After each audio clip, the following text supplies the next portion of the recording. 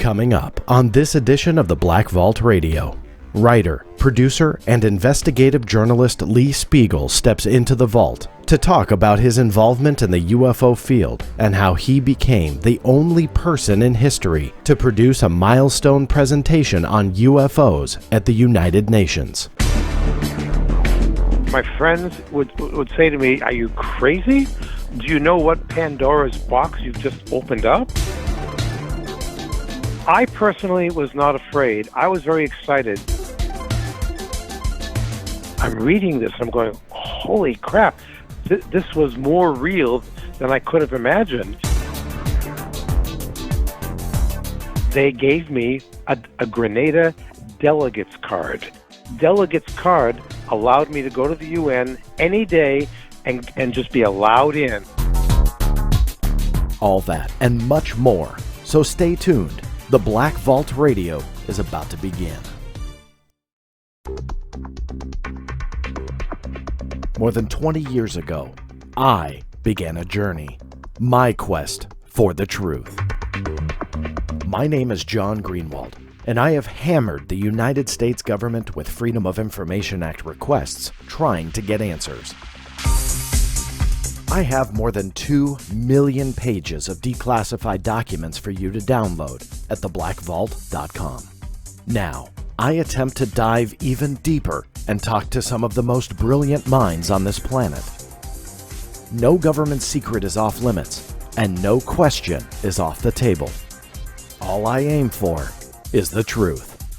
This is the Black Vault Radio.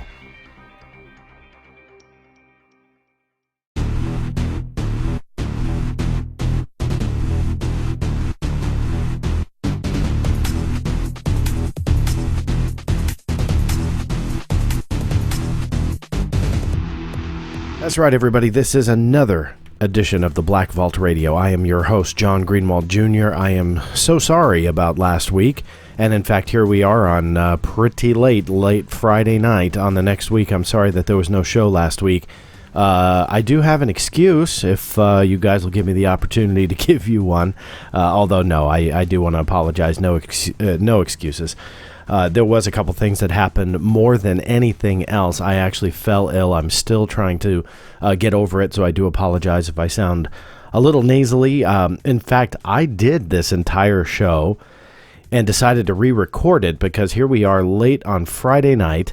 I have already done the show, like I said, and I didn't want to do that to you guys and have you hear me nasal my way through it. I'm feeling a little bit better here today versus yesterday, and recorded the interview with Lee Speigel, which is coming up. I'm very excited for you to hear that because it was a great interview, but I decided to re-record everything around Lee's interview just because I'm feeling a little bit better, and when I started the output of the show, I could just tell it was not going to be fun for you guys. So even though I still have that hint in my voice of that cold, hopefully it'll go away soon, I just decided to redo everything for you guys to make sure that everything sounded good. The other thing that happened, though, last week, which really kind of threw my week off, is something that some of you may recall if you've been listening to the show. I have brought up now on 2 different occasions, I don't mean to beat a dead horse, but there's a reason why I'm bringing it up a third time, the fight that I have had with the CIA for the last 2 years for documents relating to the MK Ultra / mind control collection. Now, just to give you a quick summary, in case this is your first show, I do recommend you go back throughout the last few episodes. I did bring this up. The short of it, though, is back in 2003, I had requested MK Ultra or mind control documents from the CIA. This is a genuine project. This is not conspiracy, legend, and lore, although there are a lot of stories that go along with this. But the majority of the documents were destroyed. There was a pile of documents that survived because they were misfiled as financial records.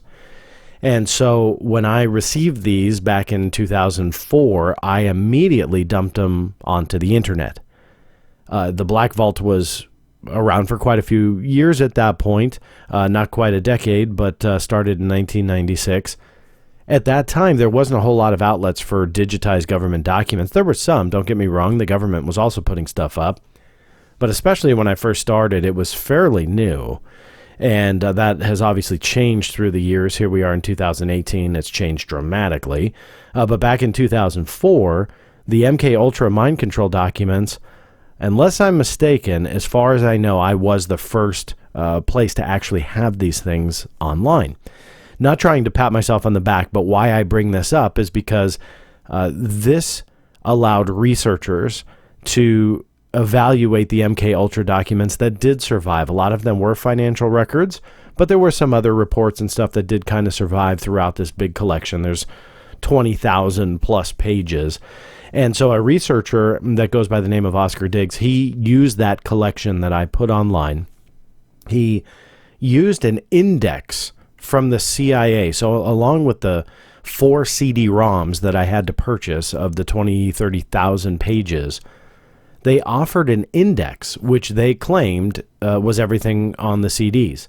He cross-referenced all of the data from those 4 CD-ROMs a few years ago, compiled a list of missing documents, showed me that list. He did amazing work. And again, I go into more detail in previous shows, but I'm just trying to summarize this for you guys. He sent it to me. I cross-referenced it. It was real. It was legit. He did his job right. So I filed a FOIA request for those missing documents. Had no idea the fight would go over 2 years. The CIA demanded that I prove to them that those documents were not on the CD-ROMs. Why? Because they didn't believe me. They said that that index served as what was on those CDs, and that was actually not true. It took a long time for me to finally prove it. I finally did, and what do you think happened? The CIA changed their story. They said, yeah, well, we should have been more clear. That index is actually not an index to what was on the CD-ROMs. There were also documents on what's called behavioral modification, which I'm sorry, that's kind of what MKUltra was, that don't pertain to MKUltra, so therefore they don't apply to your original FOIA request, therefore we're not going to supply you with them. If you want them, you got to pay. Well, the first time I mentioned this on the show, I was saying, hey everyone, be prepared, I may ask for your help. The second time I mentioned it, I asked for your help. The third time this show, episode number 8 of the Black Vault Radio, I'm really excited to say, you guys came through for me. We raised the money within days. In fact, the media really kind of caught wind and dug this story, and Vice News was one of the first ones to publish it. And I think it was a huge mistake, in my personal opinion, for the CIA to just withhold these documents. It was only $430. I don't have the exact total on my top of my head here, but so I'm not talking about thousands and thousands of dollars, and it's not a dollar amount that was out of reach. But my whole point with the CIA was to really not only show the public interest, this was the #1 archive, but on top of that, I honestly, I can't afford $430 here, $500 there, $100 here. It adds up when you do thousands of requests. I'm up to about 9,000 FOIA requests in almost 22 years. So it's been a long ride. You guys came through. So my heartfelt thank you, because it shows me that you all do have an interest in this material. The CIA doing what they did, and it was a blatant 180 on the original fight that they tried to put up. It shows me that you guys are all interested, and I really do want to thank each and every one of you. I know everybody can't support financially, and that's okay. What I mean is I got a lot of letters saying good luck and, you know, go get them and don't give up, and they want you to go away. Even though it was a struggle over 2 years, it makes it all worth it when I see that reaction. So honestly, a heartfelt thank you, because when Vice News published it, Newsweek actually covered it as well, and the goal was hit very, very quickly after these media outlets profiled it. So I cut the check to the CIA that day. It was actually within about 45 minutes to an hour. I cut that check once we hit the goal, wrote the check, called the CIA. It's ridiculous when you call them, because you know you get this actually experience was pretty good. I actually enjoyed the gentleman that I spoke with. But sadly, it's not always the case. And the case manager that kept calling me and talking to me about the case wouldn't even give me his first name. That's how problematic sometimes these things are. But I left a message and said, I'm sending the check. It's made payable to who I'm supposed to make it payable to, and I'm looking forward to the documents. So now it's a little bit of a waiting game. I will bring this story up again, but when I do, there will be a link attached to my story, and you will be able to download each and every one of those pages. There are over 4,000 pages that will be available for download. That is what my purchase was last week. So that media attention to this kind of threw my week out of whack. And then when I got sick on top of all of that, because I think I was a little stressed about a few things that were going on, I just kind of succumbed to the flus and the colds that are going around right now. Don't know which one I've got, but I don't want it. No matter what, take it back, go away. So I do apologize for no show last week, and obviously this week I'm just kind of seeing the remnants of it. So it's really late Friday night, probably fairly early Saturday morning when this probably dumps online. So if you're listening, if you're one of the first listening, thanks so much. Drop me an email. Tell me you were one of the first ones. If it's still Friday night for you or Saturday morning, let me know that you were one of the first. One of the other big announcements was actually a surprise to me. I did tease a book that I am coming out with. The publication date is set. It is set for April of 2019. I know that sounds like a long time away, and it actually is. It seems like ages for me. However, my publishing company has already put a page on Amazon with the book cover. The book cover I'm really proud of. I didn't make it, but I did give some design suggestions, and wow, did that publishing company come through for me. Nailed what I told them I liked about a cover I did design many, many moons ago. And they took that, ran with it, made a very cool cover I'm proud of. And so I will post that on the show notes page, www.theblackvault.com/show notes. Again, it is available for pre-sale all the way back before. Here we are, what are we at? Wow. Is it really 8 months? 7 months? Sheesh. That's kind of a long time, but that's okay. Here's the plan real quick before I get to some headlines.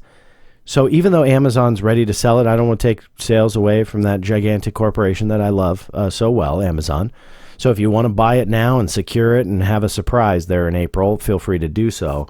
But what I'm going to do is create a special package just for you guys and gals that are listening, not only for the Black Vault Radio, and who knows, maybe by then, you know what, maybe I will do something special just for Black Vault Radio listeners, but more so the Black Vault fans as a whole.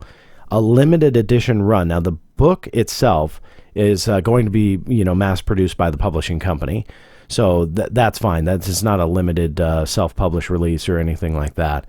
But I'll create a package with a free gift for you guys. I've already got an idea of what that gift is. In fact, there might actually be 2 of them. So it's going to be fun, and we'll create that.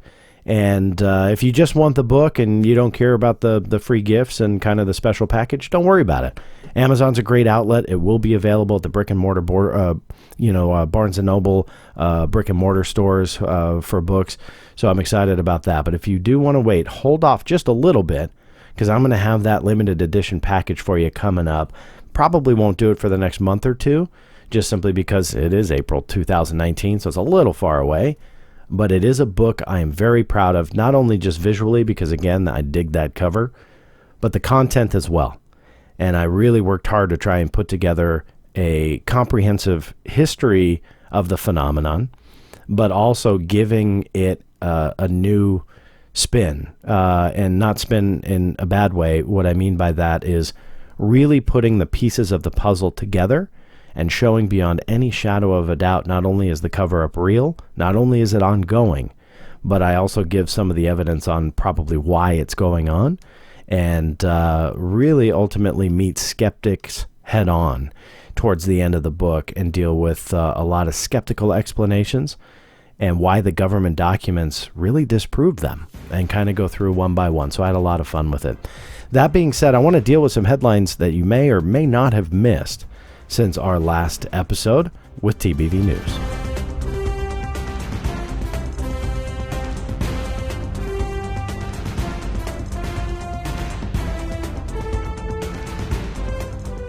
Okay, in this episode's TBV News segment, the segment where I talk about a few headlines that you may or may not have missed since our last episode.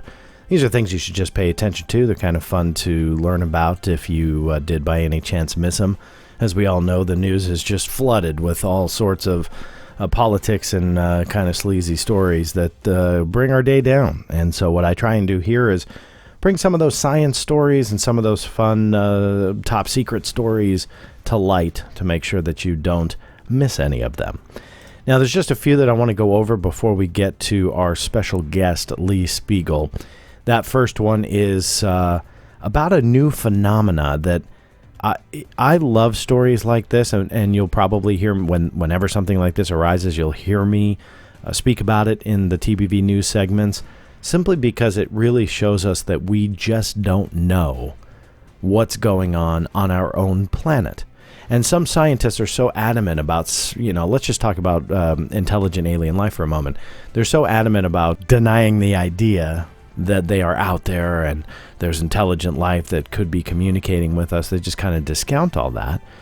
However, we just don't understand our own planet. So how can you just kind of push those ideas aside, think that they can't be possible, but we don't even know our own planet. We don't understand it. And that's evident by something that amateur sky watchers and photographers have been photographing in a few articles I saw referenced for decades. A phenomenon that appears in the North and South Poles mostly, and regions of Canada as well, of a purple, what they describe as like a purple ribbon light that appears near an aurora borealis, the light display when the sun emits rays our direction, it hits our atmosphere, bounces around, and creates these amazing light shows. Now, the videos, the photographs, they're amazing to see. I've never seen it personally in person. I've never witnessed it. If you have, I'm sure it is a sight to see because the photographs are pretty amazing. So apparently for decades, again, with some of these articles referencing, amateur astronomers and photographers, they're seeing this red band or purplish band of light, sometimes appearing just for a second or two, and then it goes away. Now, scientists, I guess, ignored whatever this was. They didn't believe the people that were photographing it. Sound familiar? They didn't believe what people were seeing, or I don't know what the answer is, to be honest with you. If there's a scientist out there that can explain why they kind of ignored this and they just thought it was part of the aurora borealis, so they didn't really research it. Well, I guess 2 years ago, finally, some scientists decided to research it, and they realized that it was actually not part of the aurora borealis, that it was a new phenomenon. I tried to figure out the science behind this so I can explain it to you guys adequately of what it may be going on. Problem is that scientists don't really even know, at least as the recording of this broadcast, they don't understand what this is. Now, they've nicknamed it Steve. I learned a new word, actually, on Steve. Now, we've all heard of an acronym. However, I've never heard of a backronym. And a backronym is, they nicknamed this thing Steve, S-T-E-V-E. But it didn't stand for anything. Apparently, they were giving a nod to some animated film. That was kind of how it came about, but it was like no official reason. They just nicknamed it Steve. Why it wasn't Bob or Jim or Joanne, I have no idea, but they nicknamed it Steve. So a backronym, to my surprise, is when you go back and actually figure out what Steve could stand for and then kind of connect what it is. And then that way the acronym makes sense. So Steve stands for Strong Thermal Emission Velocity Enhancement. Strong Thermal Emission Velocity Enhancement. Say that 3 times fast. When you're done listening to this program, get back to me and let me know how hard it was. But Strong Thermal Emission Velocity Enhancement. And that is what this phenomenon is nicknamed. I dig stories like that. Like I said, check it out. They're fun photos because you see the Aurora Borealis, one of the most prevalent ones that I've seen. And I'll go ahead and link this. This is actually through NPR. If you don't know how to get to the show notes page, log on to www.theblackvault.com/show notes.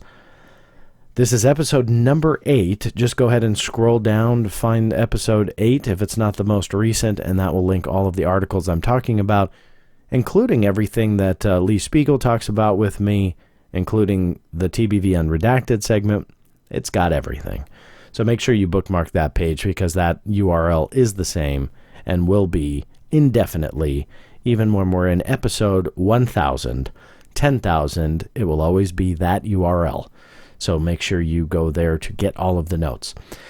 Also, that will link to that pretty cool picture that I'm talking about and that new science. So I love it. We don't get it. Our planet is teaching us things all the time. And I love how scientists think that they understand the cosmos more than the rock that we live on. One of the other stories I want to bring up comes from Popular Mechanics. These are interesting because the X-37 is kind of been in the news here in the last week, just because an amateur skywatcher, and I don't want to say amateur disrespectfully, I just mean that I don't believe that they were a major institution, but they were photographing the sky, and they caught the X-37 going through the frame. Now, the X-37 is a spy plane that really there's kind of no explanation for, meaning we know it's a plane, we know it's there, we know when it's launched, we know roughly how long it's been in space, sometimes for a year or two. We don't know the mission. We know that it's unmanned, or at least that's what they tell us. Well, some guy caught it on camera, which is pretty cool. I'll link to that story as well. But that's actually not the real story that I'm bringing up. The one that I'm bringing up is about a plane called the Stratolaunch. Now, this is not a military plane. This is not a NASA project. This is actually by Microsoft co-founder Paul Allen. Now, a couple years ago, 7 to be exact, he started a company to create the largest airplane ever to fly. And he did. They've nicknamed it the Stratolaunch. And his idea from the private sector, because again, this is not the military or military contract that we know of. His idea was to take this thing in flight. Now get this, it is 385 feet from wingtip to wingtip. Now to put that into perspective, that's 25 feet longer than a football field. Think about that. You could play football on the wings of this thing. That's how massive it is. Well, the problem, or at least the question anyway, for Mr. Allen and this company in the Stratolaunch, is that the idea was to launch satellites into space. Generally, I believe the idea was the target was commercial. So, cell phone, GPS, types of satellite systems, that kind of stuff. There's no customers, though. No one knows who's doing business, if anyone, with Paul Allen on this Stratolaunch aircraft. So now everybody's kind of theorizing that there is a secret military backing to this. That yes, it's privatized, and yes, it's corporate, non-military, non-government, but they're probably going to be fed contracts just like SpaceX has been fed contracts, where then they will be hired to launch these secret, top secret satellites into space. The National Reconnaissance Office is definitely the one that heads most of or all of the spy satellites that we know of. And then obviously we know that they have a lot more that we don't know of. But if the NRO is doing business, I'm not really sure. So I've filed some FOIA requests on that just to kind of see, are they doing business? See if I can find any contracts with, Paul Allen or his companies with some of these more secretive government agencies. But pay attention to that, because the X-37, just to tie it into that, you don't hear about it much. But it's been up there. It's flown for years. Its missions have literally lasted years in space. They're doing pretty amazing things, but you just never hear about it. So make sure you check out the Stratolaunch. The last story I want to deal with is is something that I've received quite a few letters since I started this show, and I know that many of you want me to do a show on the To the Stars Academy.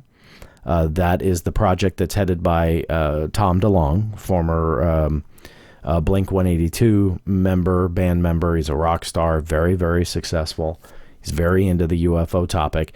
He really spearheaded bringing out the story about as the media reported, a secret Pentagon UFO study. I'm going to tell you, I'm a little skeptical that this project, the government side, is what we are being led to believe. I have a lot of red flags and question marks and so on. So I hear you, and I want to do that show. The problem is, and this leads into the headline, but I'll just give you a quick update. From February and for 4 months thereafter, I tried to get interviews in whatever medium was most convenient with Mr. Luis Elizondo, who was the one that came forward that used to work with the Office of the Secretary of Defense.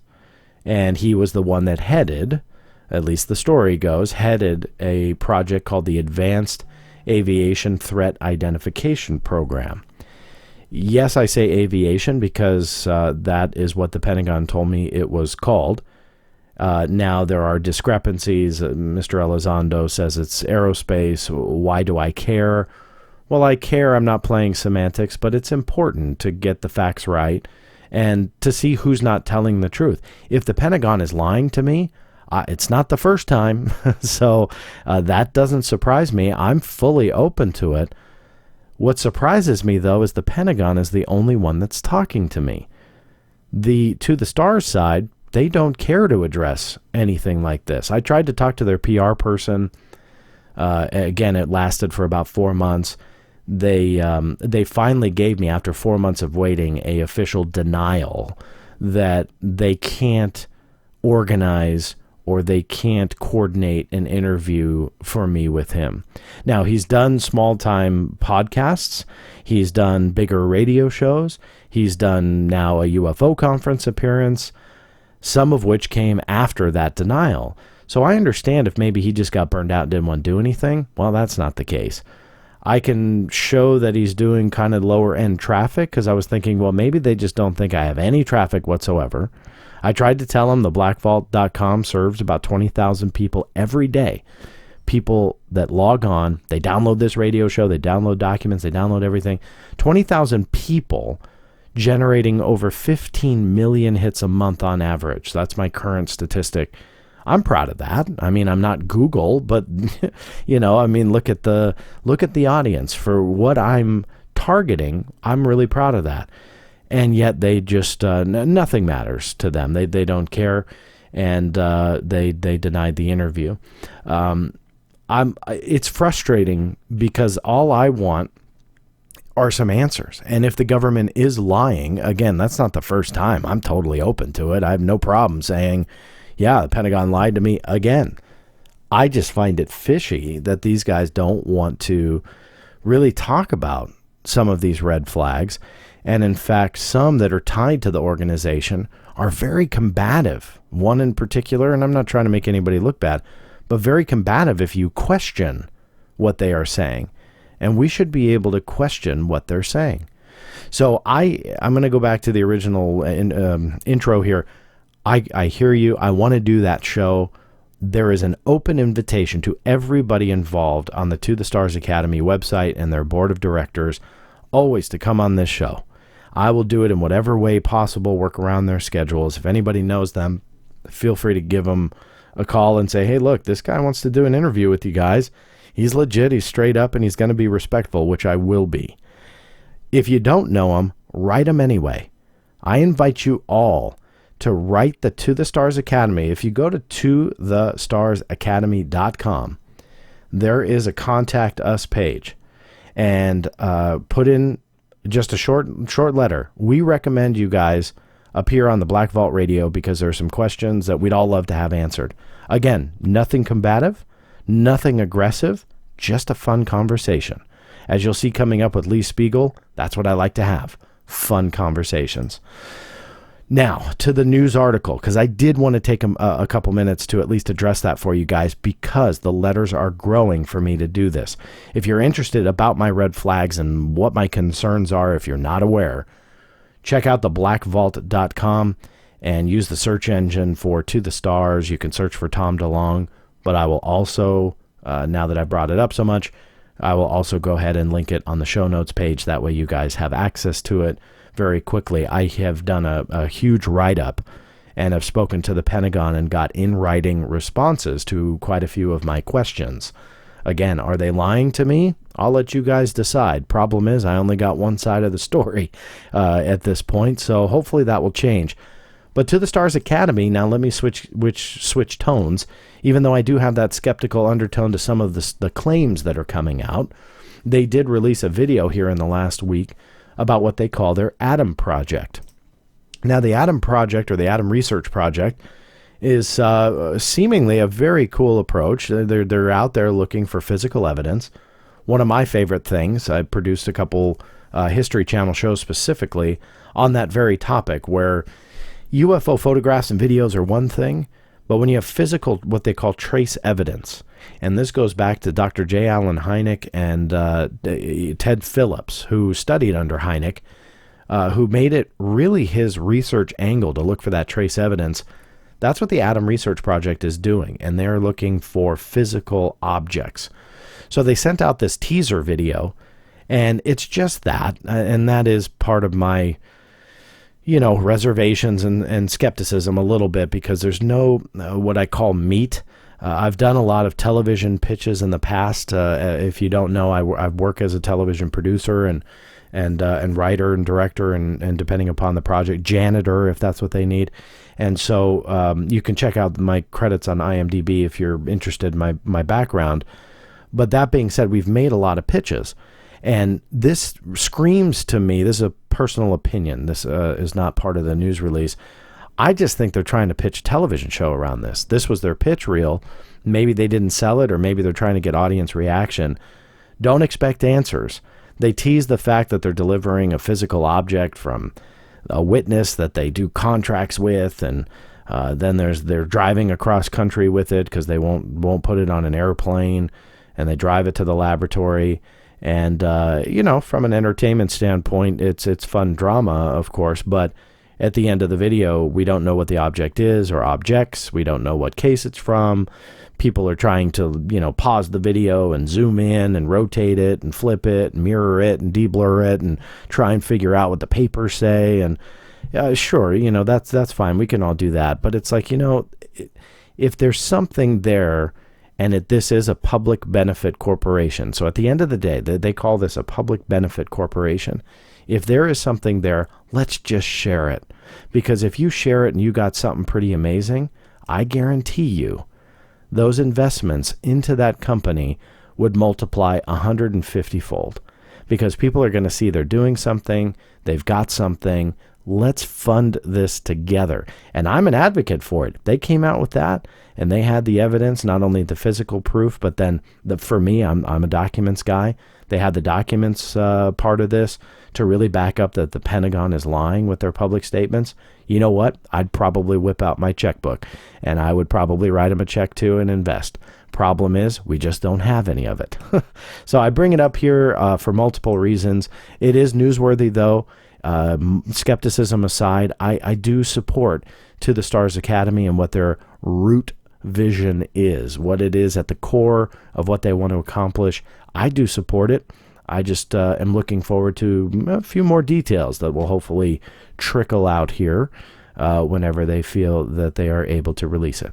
So that being said, thanks for sitting through that, but I wanted to at least explain a little bit of that to you all, because again, I hear you, and it is on the agenda. Write those letters over to them. Say, do a Black Vault Radio interview. It's commercial-free, break-free. It's unedited in the sense that I will not take out anything that they say, and they have my word on that. I will not edit them to make them look bad or wrong. We'll just have a fun conversation. Anybody they want to have on the show, or all of them. I will do a 12-hour episode if they want. All of that is on the table. So make sure you write them. That being said, let me bring on Lee Speigel. He has a lot of history behind him, a lot of amazing stories. He's been a friend of mine for a long time. I'm excited to bring him onto the program. He's coming up next on the TBV Dialogue segment.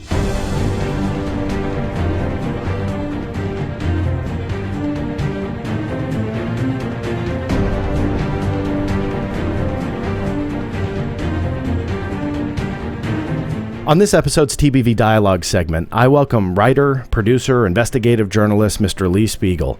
Lee has presented credible, compelling UFO stories to the public since 1975, when he produced and wrote a documentary record album, UFOs, The Credibility Factor, for CBS.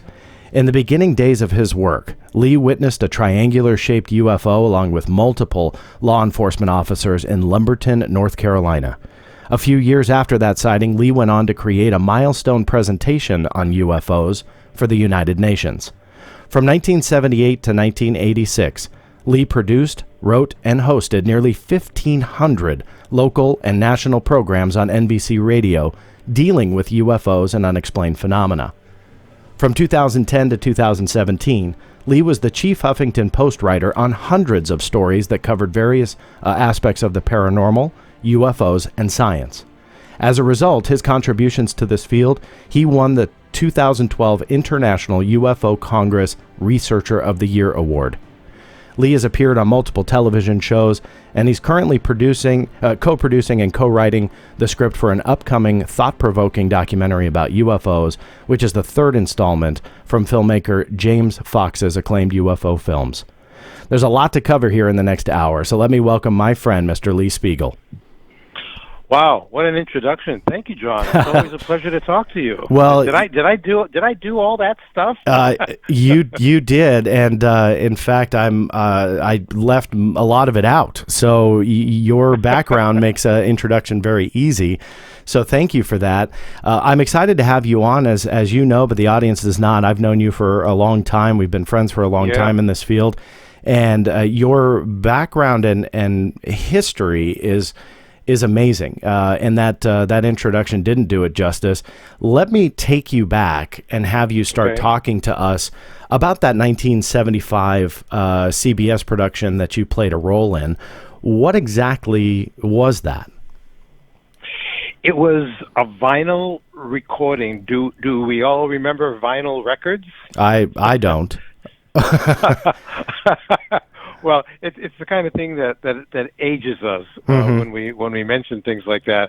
There was a time in this country when you could walk into any record store and basically all you would see would be vinyl records, small ones, big ones. Now the bigger ones are actually starting to make a comeback now, which is nice for all those people who still have record players. Instead of throwing them away, now they can use their record players again. But in 1975, I was very interested in the UFO subject because it caught my attention in 1973 with a couple of incidents that happened in this country. There was a big wave of sightings in the fall of 73 that caught not only my attention, but the media actually picked up on these two stories. One of them was about two fishermen who were in Pascagoula, Mississippi, and they claimed that they had an abduction encounter with a ship that came down near the pier where they were fishing, and they claimed that they were taken on board and they were examined, and then they were let go, and it for some reason made some headlines for a while. And within I think a week of that encounter, the one that really struck me and made me think, wow, I need to look into this, was the 1973 almost near collision with a UFO by an Army helicopter over Ohio that was commanded by, at the time, Captain Larry Coyne. And this encounter was so amazing for so many reasons. The credibility of the commander, of the crew, that there were witnesses that saw this from the ground, and within, I think, a few days of the encounter, the commander actually appeared on a talk show at the time called The Dick Cavett Show. And I was watching this thinking, oh my God, this guy is totally credible. I want to know more, because this was just one of those cases where even the debunkers and the hard-nosed skeptics at the time really couldn't put this one down, because of the integrity of the four-man crew, who all reported the same thing, and they were debriefed, and they never changed their story.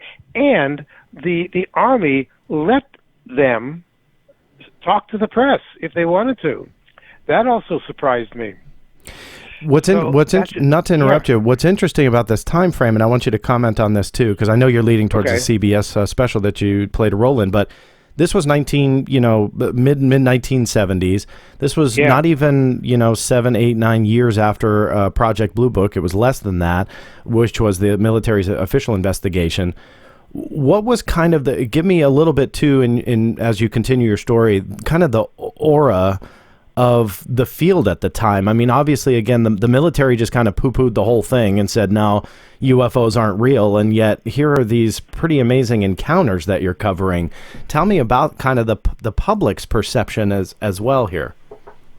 Well, as you and a lot of your audience knows, there was a 22-year study of UFOs by the United States Air Force, and it was called Project Blue Book.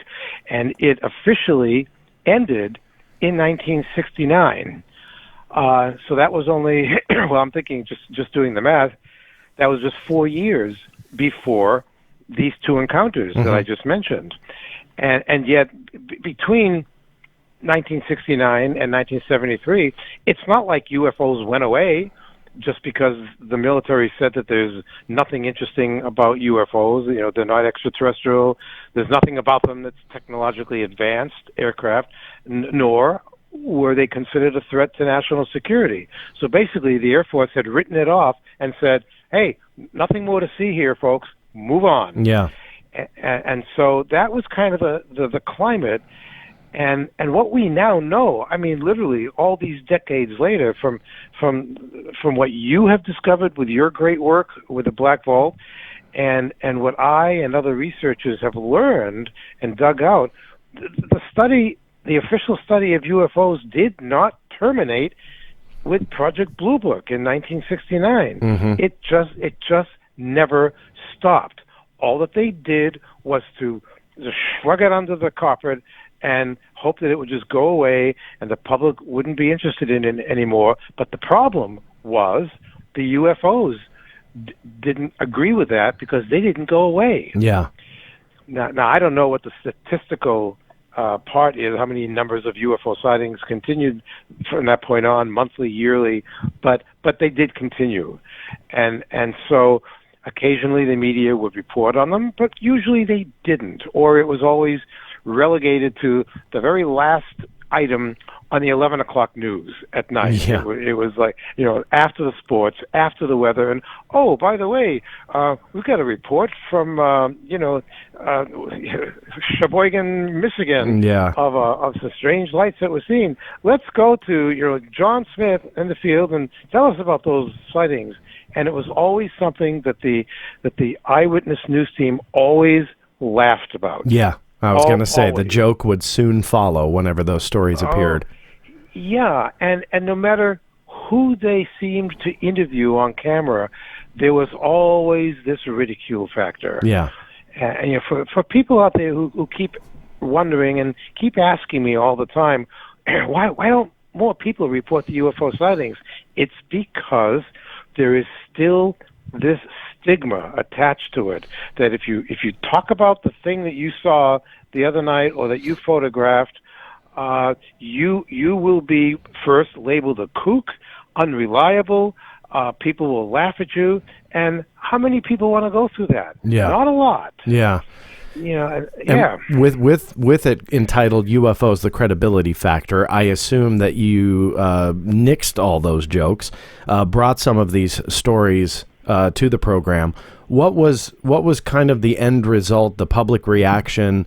What happened after this was produced and put out there? Well, I got really lucky, John. At just about the time when just before I started working on the album in 1975, NBC put out. They used to do these special news reports called the NBC White Paper, and it was in prime time, and they did one on UFOs and kind of the state of the action of UFOs in America at that time. And I watched it, and I was very impressed with a lot of the people who they interviewed. And so I looked into this a little bit more and discovered that a lot of the information in that TV documentary or news report was from and based on a book at the time called Beyond Earth, Man's Contact with UFOs. And it was written by Ralph and Judy Blum. And in their book, they interviewed for eyewitnesses, not just people who were driving along somewhere or the farmers in a field who saw something come down behind the barn.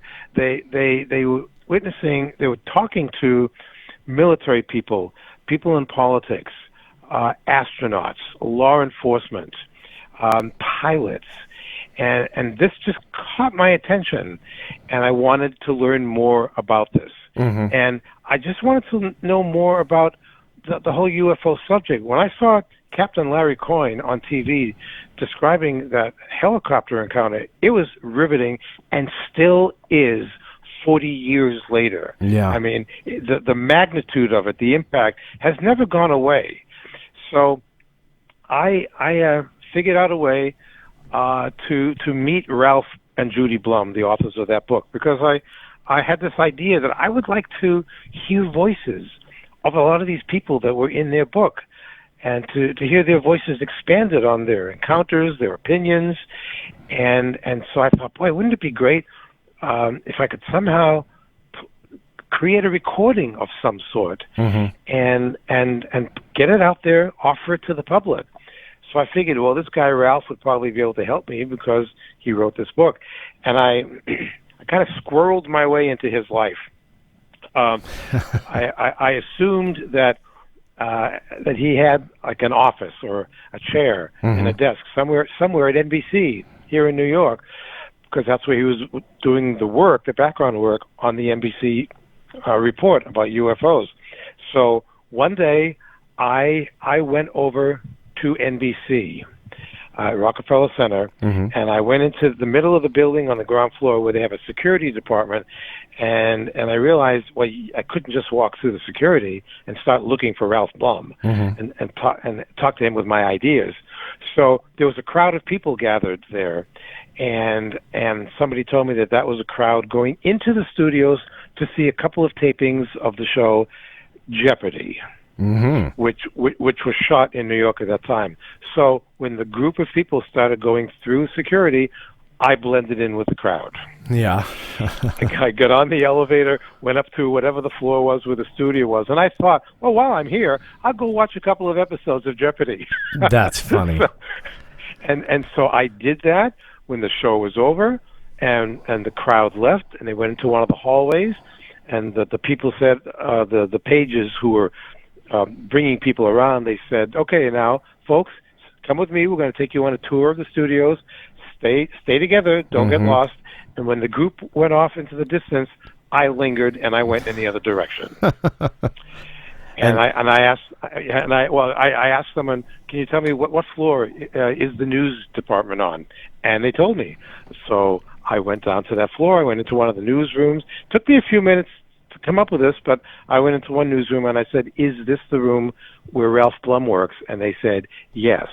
Who are you? You made it. And I said, my name is Lee Speigel. I'm a friend of Ralph's, and I'm here to pick up his mail because he's out of town. So he asked me to come by to see if there's anything here for him. And they checked, and they came out with a pile of mail to Ralph Blum, and they wrapped it up in a rubber band, put it in an envelope, and said, "Say hi to Ralph for us." and as I walked out of NBC, realizing this was totally illegal what I was doing. I was waiting for the I word to come out there. but I kept thinking, my dad in New Hampshire would have been proud of me. Yeah. that I pulled this off. And because they gave me his mail, that also gave me his address. His address, yeah. Okay, and I went to the address in New York City and rang the doorbell. He wasn't home. So I rang the bell for the super of the building, and I said, "Can you give this pile of mail to Mr. Blum?" And I'd like to leave him a little message. And I wrote a little note to him. Dear Mr. Blum, my name is Lee Speigel. I'm a great admirer of your book on UFOs. I have an idea of how perhaps we could maybe do something together. I hope to hear from you. Here's my phone number. And I walked away. And a couple of days later, my phone rang. And the voice said, "Is this Lee Speigel?" And I said, "Yeah, who's this?" "This is Ralph Blum." "Who the hell are you? And how the hell did you get my mail?" Yeah, and the cops are listening in. So that's how we met. And he agreed to meet me, and we liked each other instantly. And I said, "Look, I've got an idea of how we can take some of the people in your book and do interviews with them and put those interviews on a record and offer it to a big recording company, because this was a period of time no big record company had ever offered a UFO product on TV. And I knew at the time that CBS was promoting, they had a division called Columbia House Records, and every night during primetime TV, they had 2-minute infomercials. These were the early infomercials for the best Mitch Miller sounds of the 70s, the Montevani strings. Call in or write in, and if you want the record, you'll also get this so-and-so thing about Mitch Miller and the Montevani strings and whatever.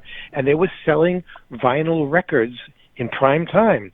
And so through contacts that Ralph had, we ended up at CBS to do a pitch to the CBS brass, and they were impressed. They liked the idea. Ralph had copies of his book that was doing very well at the time, and so we worked out a deal with CBS that they would give me front money, and with that money, I bought at the time, 1975, I wanted to buy the smallest cassette recorder I could buy, because I was about to start traveling around the country interviewing astronauts and military people and people in politics.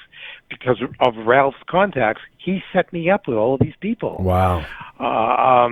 People, Donald Kehoe, the first whistleblower of UFOs, the Marine major. I found myself sitting in a mansion in Virginia, sitting across and doing a one-on-one interview with Donald Kehoe. I kept pinching myself with these interviews that I was doing. And the tape recorder that I was using was about 75 pounds that I had to carry on my shoulder. It was so big, and it had one little button that said Dolby, on or off. That was the only way I could control the noise reduction levels in my recordings. But I was flying around the country. I was interviewing these people, and CBS allowed me to help design the record album front and back cover. We hired a guy to put music under it. I wrote the script for it, and they ended up offering it in an infomercial in primetime TV. It was amazing. Yeah.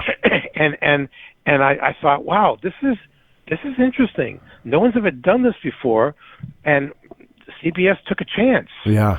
And so I was just thrilled. And one of the people on the album was astronomer J. Allen Hynek. Wow. Now, who for a couple of decades during the Air Force's Project Blue Book, he was their official scientific advisor. When I was growing up in New Hampshire and I was a kid, every time there was a UFO, anything happening in the country, and it was on the news, there was this astronomer, Dr. J. Allen Hynek, that the military brought in, and he was always in front of microphones, press conferences, and it was Hynek's job to pretty much quiet any growing public interest in UFOs, and he did everything that he could to explain UFOs away, just make it go away. And that's what he did. He hated doing it because he realized that there was really something to this subject. Yeah. And it couldn't just be thrown away, and that the Air Force was not conducting really good investigations on a lot of the cases. But he kept quiet until he left the Air Force, and so he and I became friends in 1975. He was away from the Air Force. He had started the Center for UFO Studies, and he agreed to be interviewed by me for my record album. Mm-hmm. And it was amazing to meet him and to become friends with him. And at the time, he was approached by the very famous science catalog called the Edmund Scientific Catalog. This was, and it's still in existence, I believe, where you could just get the catalog and pour through it and order all kinds of scientific equipment and toys and games and things. And they approached Dr. Hynek to ask him if he would put together a new page, a new section for the scientific catalog about UFOs, and to have him decide what UFO products should be included in this because of the integrity of the product. Yeah. And Hynek told them they should include my record album. Okay. And I was so touched, because when the new catalog came out and I went to the page, there were new books out. There were slide sets that people could find and just show slides in school projects or whatever, and there were recordings, and here was a picture of my album. Wow. And so I knew I was onto something. Yeah. I just had this feeling that, well, okay, this is good. I don't know how many people that we've reached entirely on the record, but what else can I do? Yeah. I kept thinking, there must be some other way that I can continue this little luck streak and get the information out about UFOs to a bigger audience. And I just started thinking global audience. Mm-hmm.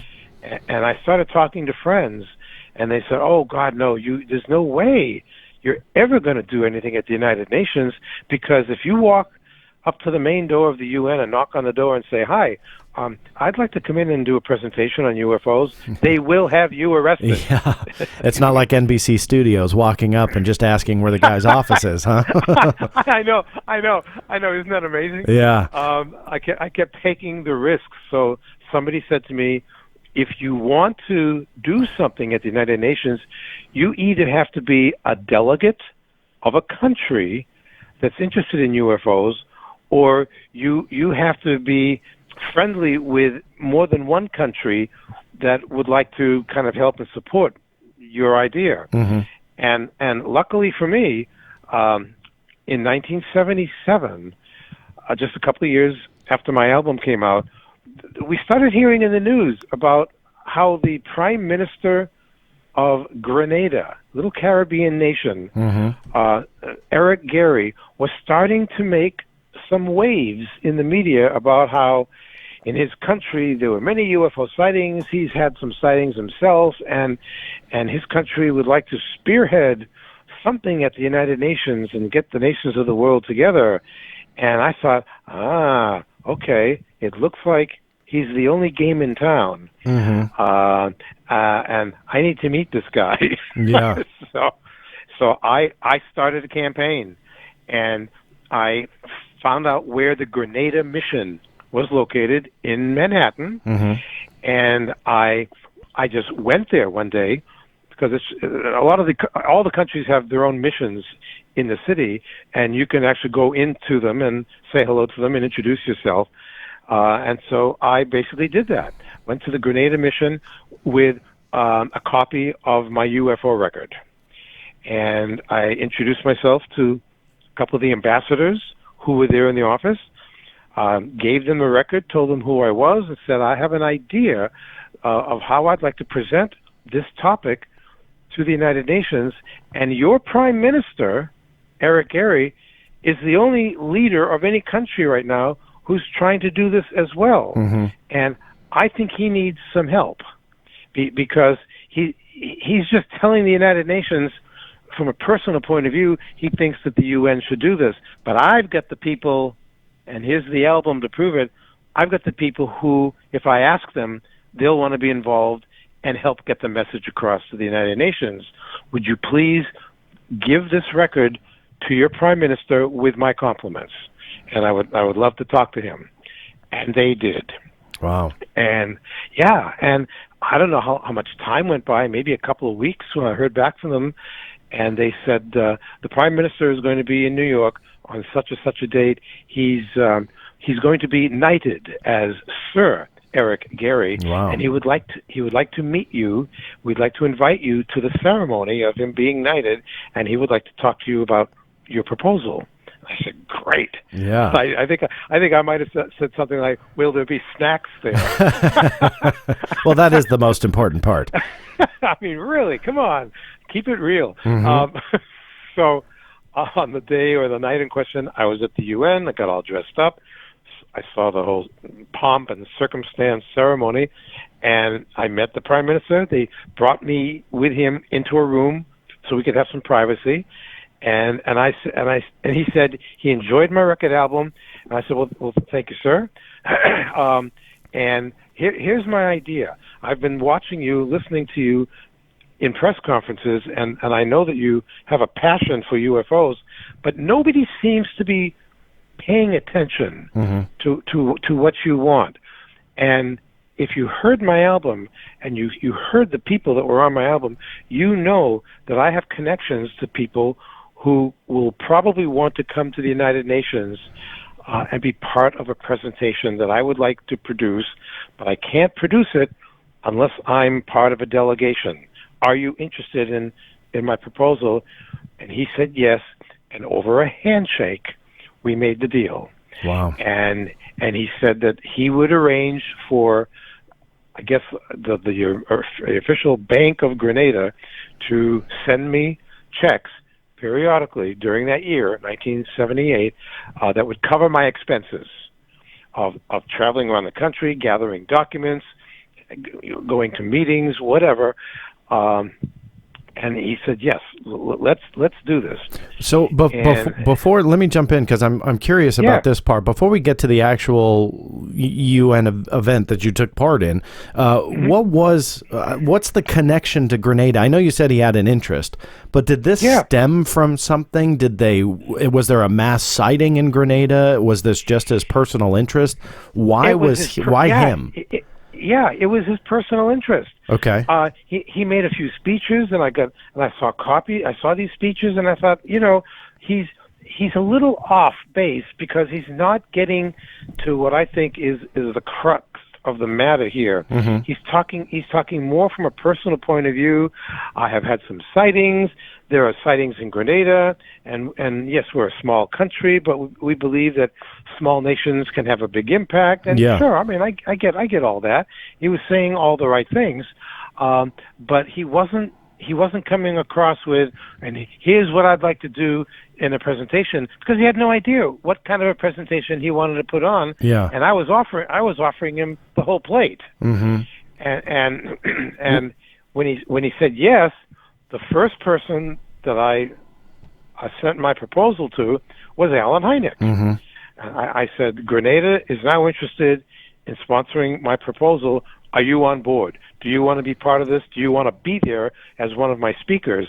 And he wrote me back a lengthy letter saying, oh, yes, of course. I've often thought that the United Nations should be the clearinghouse for international reports, because the translation problem alone from country to country makes it difficult for countries to work with each other. Mm-hmm. It would be great to have a little committee room or an office at the United Nations that could serve this function. Yeah. And I wasn't looking for any big suite of offices. All I wanted was to get enough member nations to agree to this so it could be passed.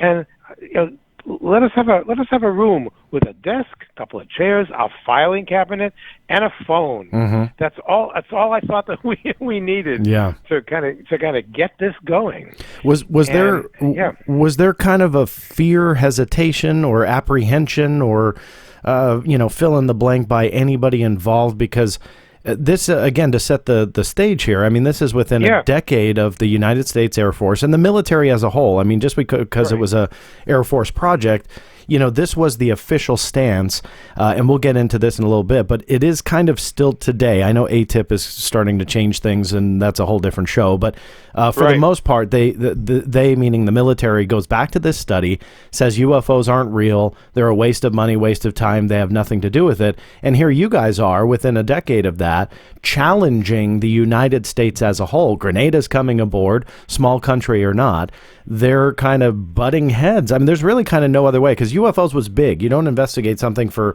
21, 22 years if it's not a real problem. I'm sorry, but you just don't. So with that being said, with you guys, was there kind of an apprehension, a fear, a hesitation to even do this, or were you guys gung-ho, ready to rock? Well, I was ready to rock. My friends would say to me, "Are you crazy?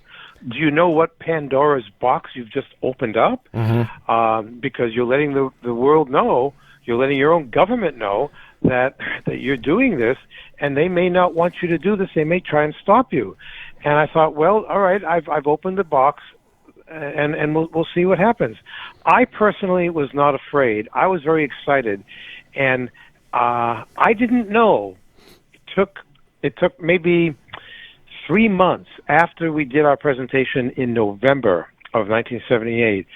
3 months later, I got a call from Peter Gersten, who was a well-known lawyer based in New York, and he was involved with an organization called CAUSE, Citizens Against UFO Secrecy.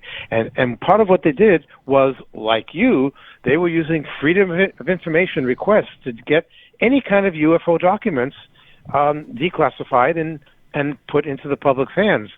So, like I said, about 2-3 months after our presentation, Peter called me and said, "We just got a new batch of documents, and there's a document here about you and what you were doing at the UN. Would you like to see the document?" I said, "Yes. Don't mail it to me.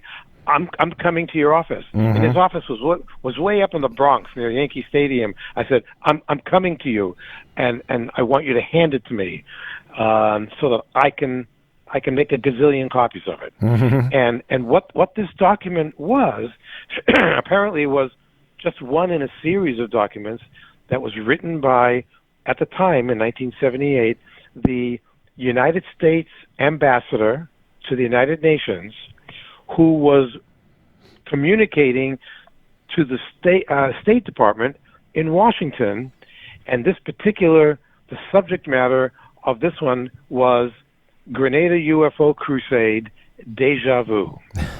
Yeah. That's how this communication began, and the ambassador to the United States wrote to the State Department about, once again, Eric Gary of Grenada is causing a stir at the UN. This time, he's now planning a big presentation of UFOs at the end of this year, and he's brought a cast of characters that we should look into and think about, and those people include astronomers J. Allen Hynek, Jacques Vallée, astronaut Gordon Cooper, etc., etc. And then within that paragraph it says, "We understand the person responsible for bringing this group together is producer Lee Speigel. How would you like us to handle this?" Wow. And I'm reading this, and I'm going, holy crap, this was more real than I could have imagined, because this was, of course, I mean, when I think back on it now, of course they were curious, because part of the agreement between Grenada and myself is that they gave me a Grenada delegate's card that they had printed up. So it's like the size of a credit card that I could just put into my wallet. And this delegate's card allowed me to go to the UN any day and just be allowed in and go from one office to another to meetings, and I could wander around the UN, because now I, an American citizen, was also a delegate of Grenada.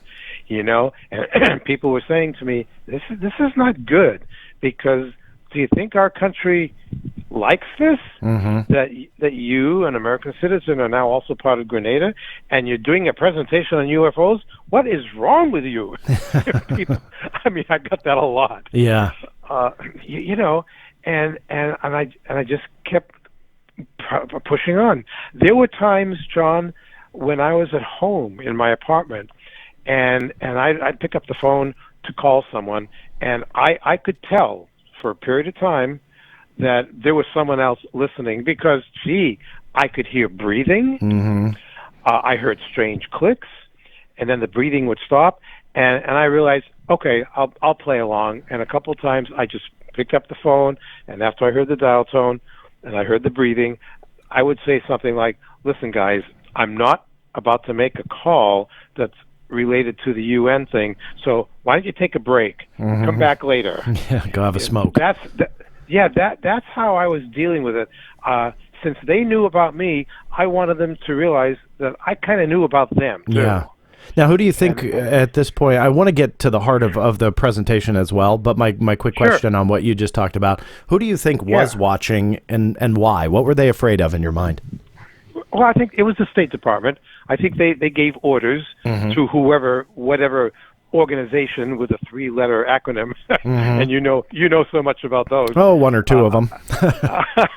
I think that the order went out to quietly watch, and in response to that ambassador's request about how should we handle this, how should we move forward, and should we just try and put a stop to it now, or let it play out and see what nations will want to get involved with the resolution. So that's kind of what they did. And after the presentation, I'm going a little fast forward now, but in the final analysis, it was the United States and the then Soviet Union that vetoed the resolution of trying to get an international committee formed to look into UFOs. And then once the two superpowers did that, no other countries were going to stand up to them again and say, "What do you mean?" I mean, at that point, it was like the David and Goliath show. Goliath being the United States and Russia up against David, which was Grenada. Yeah, you know, and so that's kind of how it got played out. Ironically, though, the official resolution that was created by Grenada is still there, and anyone could try and pick up this resolution and do it again. That's interesting. And the resolution was to create an international committee, right, to investigate and take the topic seriously. Do you think anybody, as the years progressed, and we'll get into the present-day ufology, but as the years progressed, was there any glimmer of hope that somebody else was going to pick that back up and try and run with it again? Well, not specifically that they would do it at the United Nations, but what we've all learned, and you probably have too with your work, is in the ensuing years after the presentation, we've learned that there are now a lot of countries that are very interested in UFOs and have their own investigation organizations. And in fact, several countries in South America are actually working together. Yeah. It's amazing that there are military factions from different countries that are working together. You wouldn't normally think that the military of any country would want to work in cooperation with another military, because everybody wants to get the technology before everybody else. You know, there's that attitude out there. But it's very interesting how South American countries are saying, no, we have enough sightings and encounters down here. We think this is serious, and we are looking into it. And that to me gives me some hope, but I'm still a little pessimistic as the years have come and gone. I'm realizing that why hasn't anybody picked up the mantle and gone with it again? Do they think it would be a fruitless exercise at the United Nations? And is there a better place to do this than the United Nations? Or maybe the United Nations, like Grenada, maybe the UN is the only game in town. Yeah. I don't know. And that's one of the reasons why I'm working on this new UFO documentary with James Fox, because we're crafting something that we think is different from other documentaries that we hope will have an impact on the public as to what might be going on with UFOs. We just want people to be exposed to things about the subject that they haven't been exposed to before. That's all we're doing. Yeah. One of the biggest questions in this field is always the D word in disclosure, and what you're doing is kind of how I respond to questions about disclosure, where people equate that to the government coming clean and the military saying, okay, we lied to you. That's just never going to happen. Disclosure really is ultimately people like you going out there, writing stories, producing documentaries, and making a difference. I mean, disclosure is from within. It's not, the White House lawn scenario that everybody loves to talk about. In the last 20 minutes or so, I want to switch gears just a little bit because there's so much to cover. But one thing that you did that has always amazed me, just simply because I think it's one of the biggest stories in my now 21, almost 22 years of being in this field, where, like I said earlier in the show, and I just want to give a quick preface and then I'll pass it back to you, but you and I were having a conversation, and I remember I was sitting in my car that day, and we were talking about documents, and you asked about some of the most interesting ones and, what are the more important ones. Obviously, you have your list, but you were asking me for mine, and so I kind of gave you some ideas. And one I think stuck out to you, not speaking for you, but I think one that kind of stuck out was a discovery that I had made back in 2000. I didn't realize it was that long ago, but I found the original document that I discovered, an Air Force manual called 10-206. And I luckily at the time had the notion to print this thing out. And in short, to kind of quickly summarize it for everybody, 10-206 was a United States Air Force manual that specifically mentioned unidentified flying objects, how to report them, and where to report them to.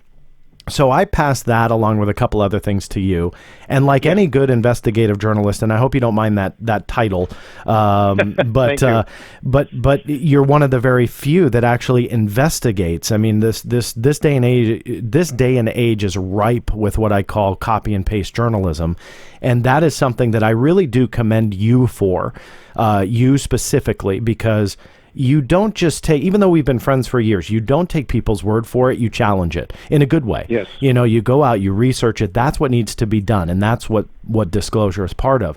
And so now I'll pass it back to you. So I gave you this kind of document to research. I think you were intrigued by it because the other thing I had shown you is you don't have to take my word for it. Talk about hiding it in plain sight. I showed Lee how to download this from a United States Air Force web server. They're not always the easiest to learn, but Lee was able to navigate it and download it. So you were, doing a story, and this kind of, I think, fit into that story. So I'll pass it back to you. What did you do with this irrefutable proof that the United States Air Force was interested in UFOs? Because, again, just for the audience, that completely contradicts what I call the company line. In 1969, as Lee pointed out, they were done with UFOs, so they claimed. Then all of a sudden, this manual is discovered, and it wasn't old. It wasn't from the 60s or 70s. This was from 2000, and I watched it get updated through the years, and UFOs never came out. And my personal point of view with that as an investigator is it shows that the document was actively changed and altered, but UFOs never came out. And what that means is that they were still interested in them. They had ample opportunity to take it out. So that being said, let me pass it back to you. So what did you do when you saw that? Well, and it's amazing because I was looking at the original story that I wrote for the Huffington Post about this.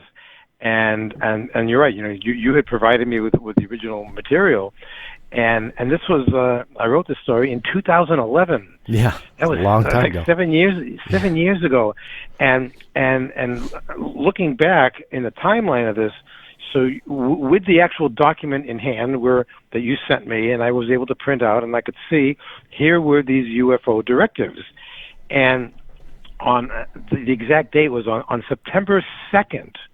Of 2011, I got in touch with the Air Force. And I had to make all kinds of calls. I called the Pentagon. I called the Air Force headquarters. I called various places because I wanted to talk to someone in the Air Force about these UFO directives that were in this document that you had sent me. I just wanted to do an interview with someone. Yeah. To say, why do you have these directives about UFOs when in 1969 supposedly you weren't interested anymore in UFOs? I was just going to do a simple interview. So a spokesperson for the Air Force said that he was going to arrange an interview with another officer who would be more appropriate to talk to me about it. But before the interview was actually even set up, what was originally that you gave me, it was a 111-page instruction manual. It was revised on September 6th, which was 4 days after I made my initial call, and then when I went back to the Air Force section where we got the original document from, and I looked at the same 10-206 information, suddenly I noticed that it went from 111 pages, now it was whittled down to 40 pages, and the UFO instructions were deleted. Yeah. I'm thinking, oh, that's interesting. I think it was like on a Wednesday when I called, and between Wednesday and Saturday, this all happened. Yeah. And I thought, wait a minute, this something. What's wrong with this picture? Yeah. And I made several other calls to the same numbers, and nobody in the military responded to my inquiries about the rewritten manual. Yeah. Yeah. And finally, on October 5th, after many more follow-up calls, I got an email response from an Air Force major informing me that UFO reports is no longer a duty of the Armed Forces branch. I'm thinking, oh boy, here we go. I'm thinking John's going to love this. Yeah.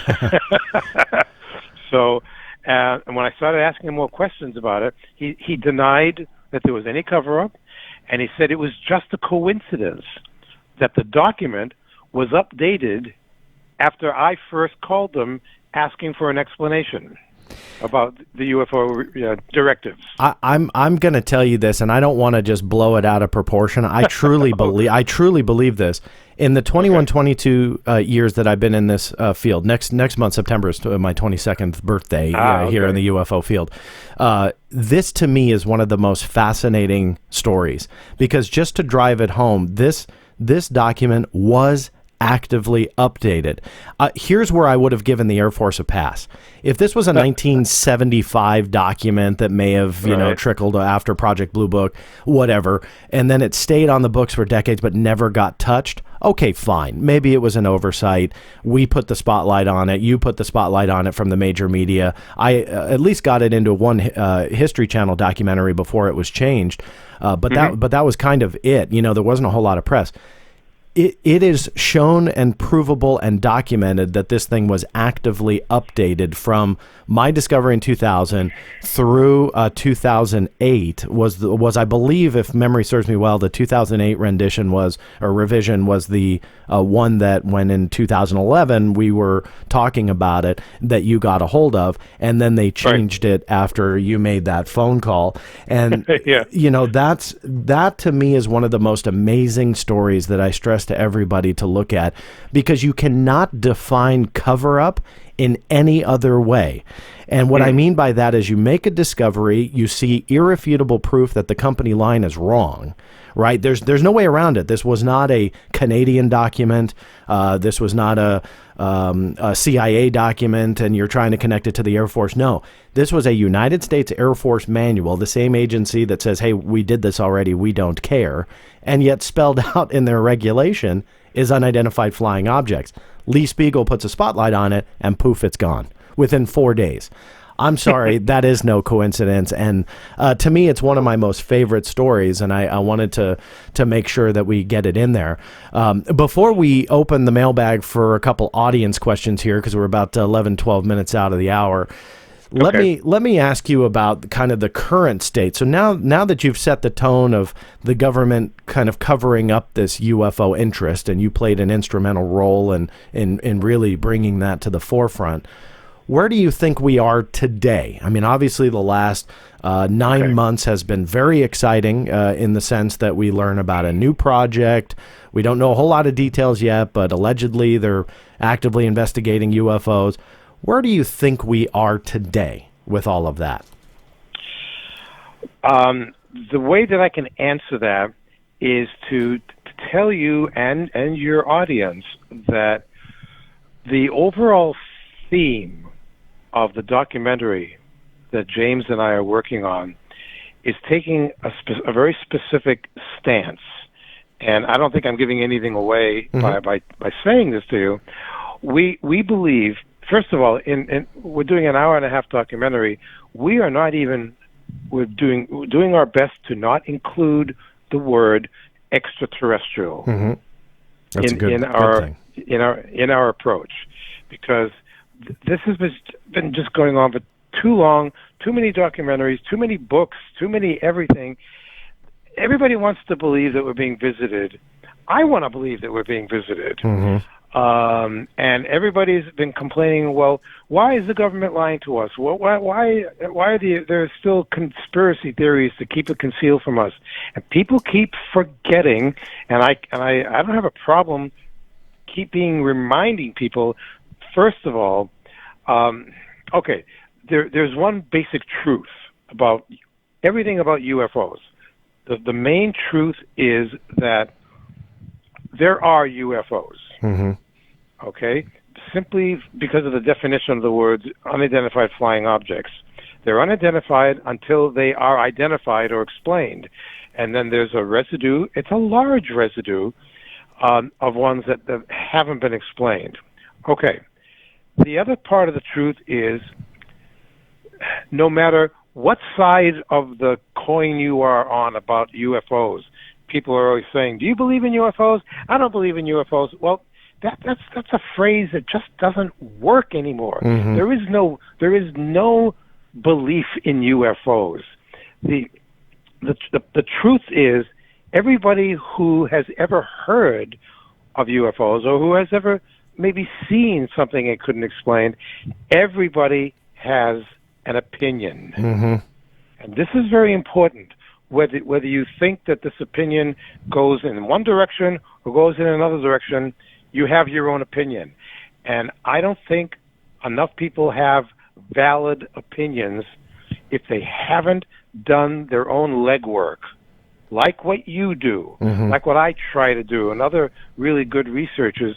Those of us who do the legwork and have done it for years and have really investigated and gone through documents and interviewed people who have been flying jet fighters and had encounters with UFOs. I mean, you do the research, and then you're left with the undeniable truth that there is something going on here that's been happening for decades, that the ongoing official investigation is just that. It's ongoing, and it's not just in America. People forget this is a global phenomenon. Yeah. It's not happening just here. And so the question that people should be asking, my friend John Alexander, you know John. Yeah, just on the program a couple episodes ago. Yeah. Now, he's a guy, he says to people, we're not asking the right questions about UFOs. And I totally agree with him on that. The question that should be asked is, why haven't the nations of the world come out in a single unified voice to give more information to the public? And a really good answer to that, which is what James and I are approaching with our documentary, is we believe that it's not so much that the governments have lied or hidden information, and we're not hitting that aspect. We believe that there's more about what the governments don't know about UFOs. We think that the powers that be on this planet really don't have the answers. Yeah. You know? And that's something I totally agree with. That to me is the national security risk. There is no room for the word extraterrestrial yet. I think at the bottom line, Right. at the end of the day, the national security risk is the United States itself cannot understand or grasp what this phenomenon is. And I'm looking forward to it. Let me get to the audience questions. There's just a few of them. But is there a title for that documentary yet, Lee, or is it just still in the works? Well, I tell you what, I will give you what is our working title at this point. Okay. All right. But that is may going change. to change. Okay. The working title is UFOs: What We Now Know. Great. Well, I'm looking forward to that. I've known James as well for a long time. He does great work. So it's good that you guys are teaming up because I can only imagine what the end product will be. Here we've got about 5 minutes left. Let me go ahead and open the mailbag. Feel free to keep these answers a little bit brief, to respect your time because I know you've got a busy day ahead of you as well. So let me open up the TBV mailbag. So the first question came in, Margaret from Canterbury, New Hampshire. Margaret, you sent in quite a few questions. So thank you for that. I picked a couple of them here. The first one, Lee, that she sent in, are you writing a book? Not yet. Okay. The book is in my brain. It's way overdue, and yes, there is a book there. It's begging to come out. And thank you, Margaret, because I grew up not far from Canterbury, New Hampshire. Oh, very cool. Okay. Well, she did send in a few questions. I'll forward these to you to your email. And Margaret, I recommend you visit Lee on the internet, www.leespeigel.com. And that is spelled LeeSpeigel. So again, leespeigel.com. His contact information's on there. Another question that Margaret had submitted, I'm not sure if you have an answer for this, but what upcoming celestial event are you most looking forward to? You know what? We just had a celestial event, I believe, last night, depending on when your show is airing. Mm-hmm. It was a very rare event where, depending on where you were living, mostly in the northern latitudes, North America, most, if not all, of the main planets were visible, starting from Mars, Jupiter, Saturn, Venus. Mercury was visible near the horizon, and then a couple of hours later, if you had binoculars or a telescope, you could see Uranus and Neptune. Wow. And we're living, of course, on one of the planets, so that's pretty good for one night. Yeah, no, that's very cool. Jimmy Fontana, Charlotte, North Carolina, he says, or asks, I should say, who is the most credible researcher in the UFO field to you? Pick one that has passed away and one that is still alive, and why? Oh, well, okay, one that is still alive, I'm going to have to say John Greenewald. Oh, get out of here. I paid you to say that. yeah, and it was a good amount. It was yes. We'll see what happens. Checks in the mail, I promise. Will the check clear at the bank? Yeah. So, yeah, no, I've always admired you, John. Oh, I appreciate that. Because what you've put together, I can't imagine all the crap that you've gone through in just dealing with the bureaucracy trying to get this information out. I don't know if anyone else has gone through this more than you have. Well, I appreciate that. There's been a lot of crap. I won't lie. But it's like, so John is my most favorite now. Most favorite who has passed away, researcher. Yeah. Wow. And I mean, and there have been a few. I want to say, boy, no Donald pressure. Kehoe. Okay. No, Donald Kehoe is up there. Mm-hmm. Certainly, Alan Hynek, mm-hmm. because he had his finger in the Air Force till for so many years, and even gave me a very compelling document that we used at the United Nations in 1978. And every time that there was something in the news, like I said earlier, it was always Alan Hynek. And now that we know that he was basically paid to not give the greatest of information out to the public because that's what the Air Force wanted him to do. And that had to be enormous pressure on him, and it was. Mm-hmm. And yet he still continued to do research, and I'm going to say, and his protege, but he's still alive, is of course Jacques Vallée. You know, I know this man very well. He was one of my speakers at the UN, and he's like, in terms of research, there aren't very many people out there who can touch him at all. Yeah. Right up to the present day.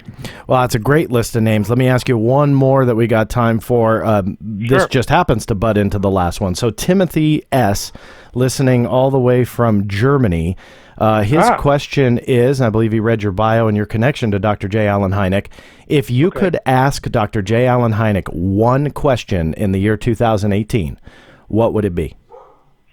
When you passed away, Dr. Hynek, did you then learn all the answers?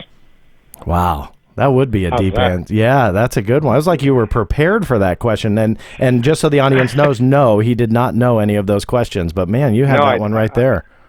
I didn't. And I do think about things like that, which don't necessarily have anything to do with UFOs, but I've also studied paranormal things and life after death and a lot of things. And there's a lot of strange things out there that we do not know anything about.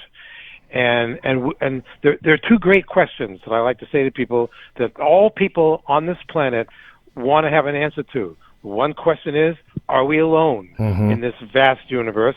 And the other important question, do we survive bodily death? Wow. Well, because we all want to know that. Yeah. I hate to end on that note, but it's kind of a great but morbid note to end on. I'm sorry. But actually, no, that was brilliantly said. Lee Speigel is my guest. www.leespeigel.com. If you want to see links to, Lee submitted some excellent photographs and information to me, and I'm going to link them all on the show notes page. So if you don't know how to get there, go to www.theblackvault.com/show notes. You are listening to episode number 8. Scroll down to episode 8. I linked down everything that Lee talked about, mentioned some photographs. Very, very cool history there, which I really admire about his past. Also, all of the news articles that we talked about in the TBV news segment, those MK Ultra documents that I mentioned before that. So all of that is in the show notes. Lee, I can't thank you enough. I could talk to you for hours and all day. So hopefully you will come back in the future, and we'll dig into more of your past and see what secret locations you have found yourself in the elevator roaming around trying to find people, and see what else that you've done. But thank you so much for your time. Thank you, John. I had a great time. I definitely want to do it again. Awesome. Well, thank you. Anytime. Although that concludes my interview with Lee Speigel, don't go away. Coming up, I profile an FBI file on a man who tried to blow the whistle on the alien presence and government cover-up involving extraterrestrials.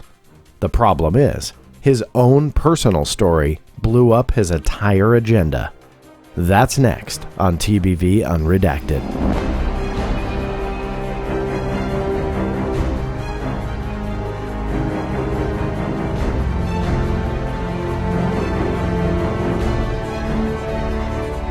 In this episode's TBV Unredacted, I want to profile an FBI file. Now, as an investigator, when I go after FBI files, it always makes me a little uncomfortable because you never know what you're actually going to get. Why? Well, the FBI can investigate people for criminal reasons. So under the Privacy Acts, once somebody passes away, you can go after their files. And if they're still alive, you need their permission. But again, that uncomfort for me is I don't want the public to think I'm just trying to be smashing anybody and making them look bad. However, this particular FBI file I went after on Boyd Bushman. Now, if you're not familiar with the name, Boyd Bushman was an ex-Lockheed Martin employee. He did have a top-secret clearance. That was confirmed by the FBI file. But he came out with a story. And his story was more of a whistleblower nature, where he believed that he had evidence that there was not only a government cover-up, but that the government was actively concealing evidence of aliens. They released a video that he even saw a picture of an alien. He held up the picture of an alien. Of course, when somebody with a top secret clearance like that from Lockheed Martin comes out, it's intriguing. It's intriguing on many levels because obviously this guy is trusted with our national secrets. So now he's saying that there's UFO photographs, alien photographs that are real. And so it makes us kind of wonder, okay, what's really going on behind the scenes? Yet, and I didn't discover this, but obviously claims like this are quickly scrutinized. And Reddit, I believe, at least from my research anyway, was the first place to really scrutinize his claim very quickly.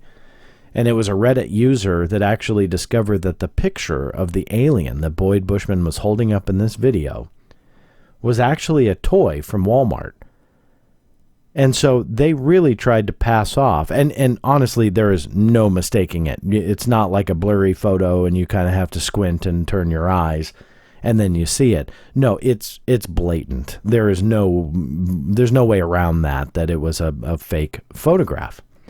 So his story blows up in the sense that it's no longer credible. I wrote an article, actually, for the Black Vault case files, and I did an investigation, again, crediting the Reddit communities that really dissected what Bushman was saying and what he was trying to claim. But what I did was take it a step farther, and I went after his FBI file, because after he released that video, he did pass away. That is tragic, and I'm sorry to hear that. However, that opens up for an opportunity to go after files that you wouldn't necessarily get while they're still alive. Now, I will say when I had this case file up, I was contacted by an attorney or representative of this documentary, and they demanded that I take the video clip down. Well, I was actually linking to their own YouTube channel, so they didn't really have a right to do that. But as a courtesy, it's like, yeah, okay. I mean, the guy's holding up Walmart alien, so I'm not really too concerned about not being able to stream his video.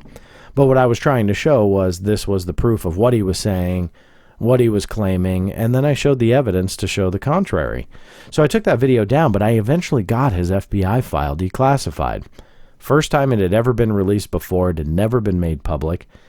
And so I was surprised to see not only did he have a file, but he was of kind of great interest to the FBI.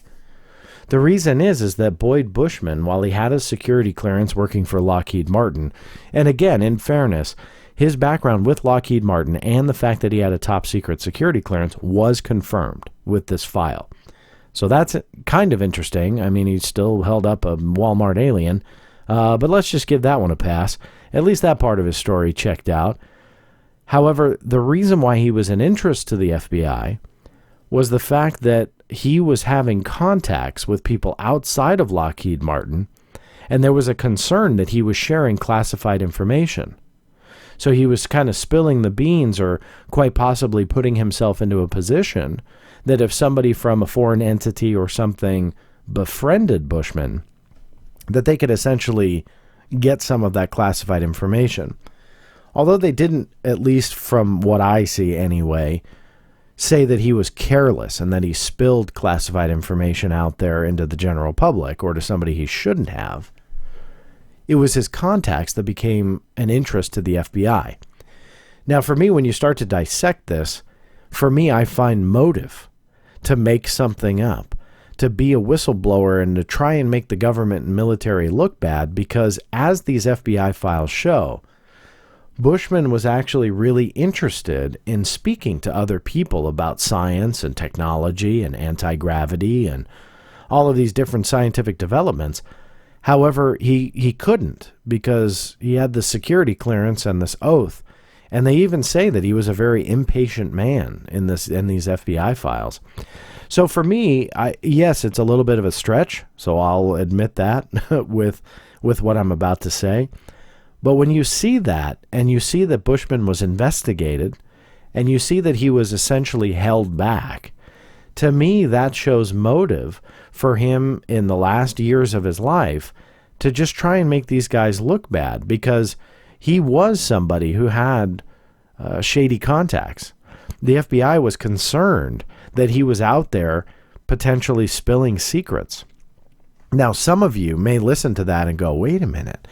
maybe there is some truth to what he was talking about, and maybe he was privy to aliens. I'll be honest with you, I think that is a huge long shot. Of course, anything is possible. Maybe he was privy to it and he just made up the photographs to try and make some evidence to what he was trying to claim, and he just thought nobody would put two and two together, that if he held up a picture of a Walmart alien, somehow that would prove his story. I'm not really sure. I just don't think that. For me, I find that these FBI files prove that he was disgruntled in the sense that he was being investigated. That yes, he had a top secret clearance, but he wanted to go out there and, well, I'll give him the benefit of the doubt and maybe just kind of swap stories with some of these shady contacts. Now, we don't know who they are. We don't know if they're Russian.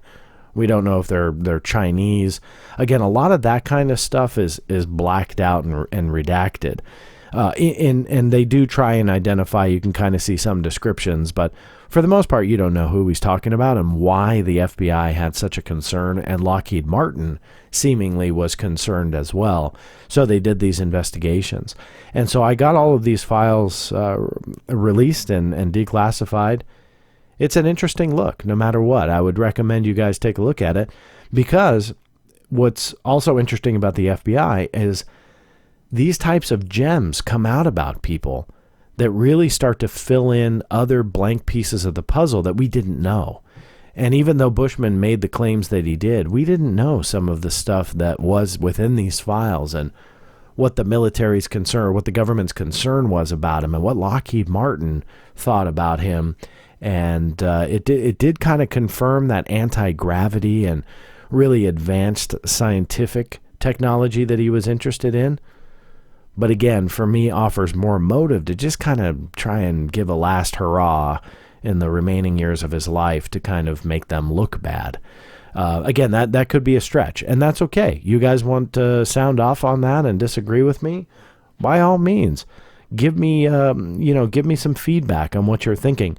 Comment anywhere that you listen to the Black Vault Radio. Make sure you subscribe if you want to be a part of the TBV mailbag segment. I can't get to everybody's questions, but I do try and give kind of a mix of what came in.